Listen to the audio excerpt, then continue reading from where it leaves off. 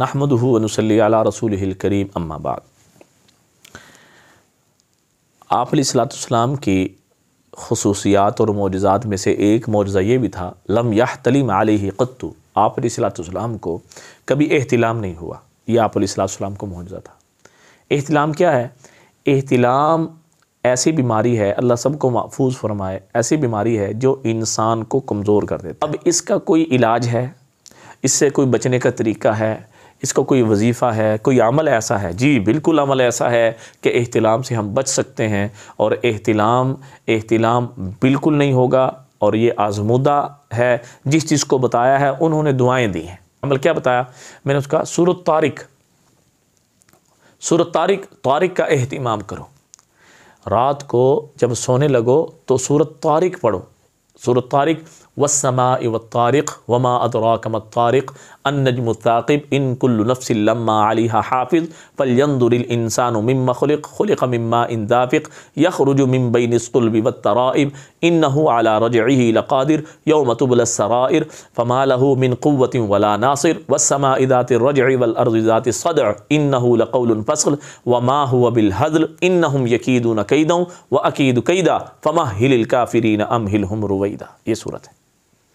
इस सूरत को पढ़ लें या सुन लें, जो मैंने पढ़ी है आपके सामने, इसको सुन लें या आप ख़ुद इसकी तिलावत कर लें। दोनों सूरतों में अल्लाह पाक एहतिलाम से बचाएंगे। और एक दूसरा कि अऊज़ु बिल्लाहि मिनश शैतानिर रजीम।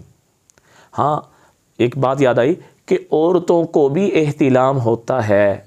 जी बिल्कुल होता है, औरतों को भी एहतिलाम होता है। और औरतें जिस तरह लकोरिये की वजह से जो है ना जी कमज़ोर होती हैं, इसी तरह एहतिलाम की वजह से भी कमज़ोर होती हैं जी। और एहतिलाम के बाद गुस्ल वाजिब हो जाता है। गुस्ल वाजिब हो जाता है, बेशक मर्द को हो बेशक औरत को हो। दोनों सूरतों में एहतिलाम हुआ तो जो है ना जी गुस्ल वाजिब हो गया। तो एहतिलाम से बचने के लिए अर्ज़ कर रहा था, एक तो सूरत तारिक का एहतिमाम सुन लें, ये इसको पढ़ लें। ये जो मैं अर्ज़ कर रहा हूँ मुजर्रब है। मुजर्रब किसे कहते हैं? चलें आज ये भी बता देते हैं। मुजर्रब ये होता है कि देखें, कुरान सारा का सारा शिफा है, डायरेक्ट शिफा है। जो दवाई होती है ना, दवाई कोई भी हम दवाई लेते हैं, सबब इख्तियार करते हैं, उस दवाई लेने के बाद शिफा की सूरत पैदा होती है। लेकिन कुरान तो डायरेक्ट शिफा है। कुरान डायरेक्ट शिफा है, वास्ता नहीं है। दवाई के अंदर वास्ता है शिफा तक पहुंचने का, लेकिन कुरान वास्ता नहीं है, कुरान डायरेक्ट शिफा है। वनुनज़्ज़िलु मिनल कुरानि मा हुवा शिफा, और हमने कुरान को शिफा उतारा है, शिफा है। कुरान को डायरेक्ट शिफा है, रहमत है। तो इस वजह सूरत तारिक 30वें पारे में है। और जो है ना जी सूरत तारिक है, मैंने इसकी तिलावत सुन लें इसको या पढ़ लें।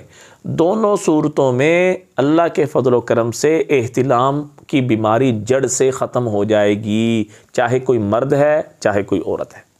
नौजवान हजरात जो है ना जी ख़ुसूसन इसकी तरफ तवज्जो करें, इसका एहतिमाम करें। और दूसरा अमल, अऊज़ु बिल्लाहि मिनश शैतानिर रजीम, यानी ये 10 दफ़ा तावुज़ 10 दफ़ा पढ़ें या सुने रात को सोने से पहले। इसकी बरकत से भी अल्लाह पाक एहतिलाम को ख़त्म फरमाएंगे। इसकी बरकत से भी एहतिलाम ख़त्म हो जाएगा। और तीसरा अमल, हज़रत उमर फ़ारूक रज़ी अल्लाह ताला अन्हु के बारे में ये आता है कि जिस जगह से, जिस गली से, रास्ते से उमर गुज़रता है रज़ी अल्लाह ताला, शैतान वहाँ से रास्ता बदल लेता है।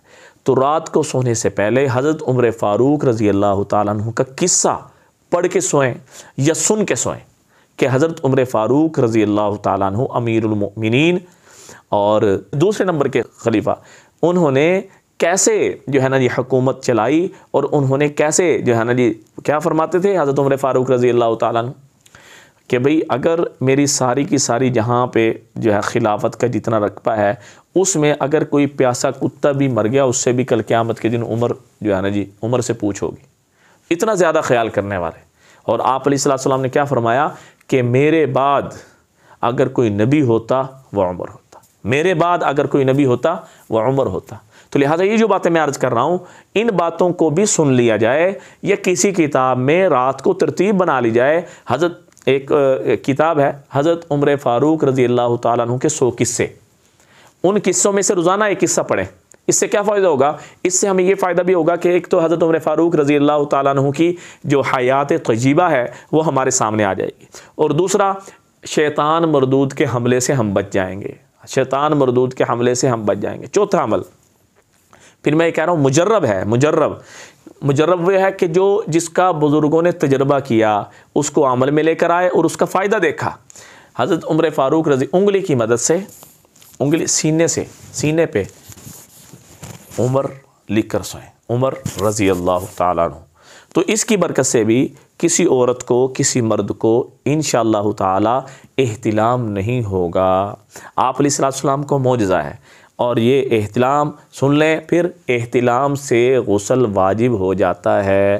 بعض دفعہ اس طرح بھی ہوتا ہے کہ بندہ رات کو سویا، اور اسی وجہ سے کوشش کریں کہ رات کو جب سوئیں تو کپڑے تبدیل کر کے سوئیں، کپڑے تبدیل کر کے سوئیں، اور جب اٹھیں تو ان پہ دیکھ لیں کہ کوئی نقشہ تو نہیں بنا ہوا۔